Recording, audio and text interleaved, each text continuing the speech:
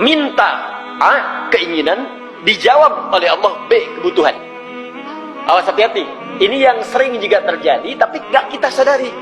Jadi kadang-kadang ketika kita minta sesuatu, dikabulkannya B.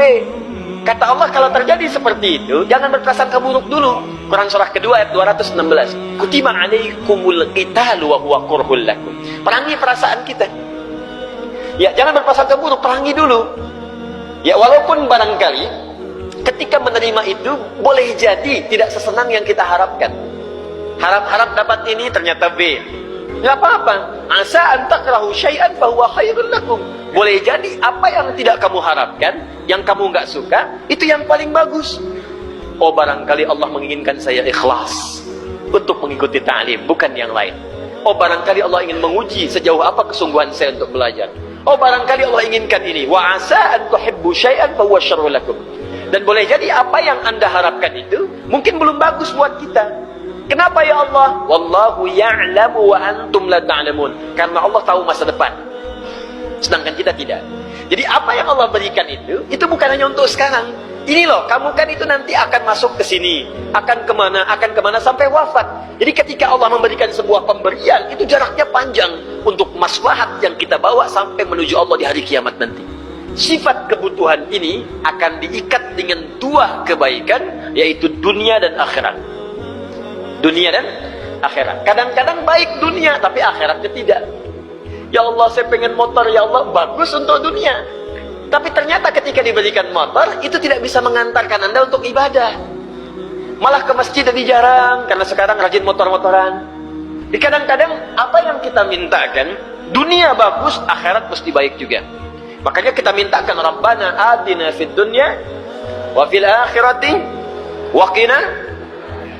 Nah sekarang, ketika Anda ingin meminta dengan satu kalimat, dan dengan kalimat itu dapat dunia akhirat plus kebutuhannya. Jadi begitu kalimat ini diucapkan, apa yang kita ingin mohonkan, langsung Allah akan kabulkan. Dunianya nikmat, akhiratnya juga nikmat, dan sesuai dengan kebutuhan kita. Kalimat itu yang kita pelajari, yang disampaikan oleh Allah, dibacakan 17 kali dalam sehari, dengan kalimat ihdinas siratal mustaqim. Ihdina itu bukan sekedar tunjukkan, berasal dari kata hudan. Ya Allah, berikan kami hudan dengan cara yang paling mudah, ke jalan yang lurus. Hudan ada banyak makna. Satu, kemudahan untuk beribadah. Dalilnya diantaranya Quran surah kedua Al-Baqarah ayat 2 sampai dengan 5. Dzalikal kitabu la raiba fi hudan lil muttaqin. Ketika Allah memberikan hudan kepada orang takwa, apa yang menjadikan orang takwa itu ketika dapat hidayah? Kemudian apa yang dia kerjakan? Maka ayat 3-nya, alladzina yu'minuna bil ghaib wa yuqimunas shalah wa mimma razaqnahum yunfiqun. Jadi ketika Anda berkata, ya Allah, berikan kami hudan, ihdinas siratal mustaqim, dengan cara yang mudah. Makna pertamanya, tunjukkan kepada kami kemudahan untuk ibadah dengan cara yang benar. Minta kepada Allah. Orang-orang yang diberikan kemudahan ibadah, maka gampang bangun tahajudnya. Tahajud gampang bangun. Puasa Senin Kamis gampang.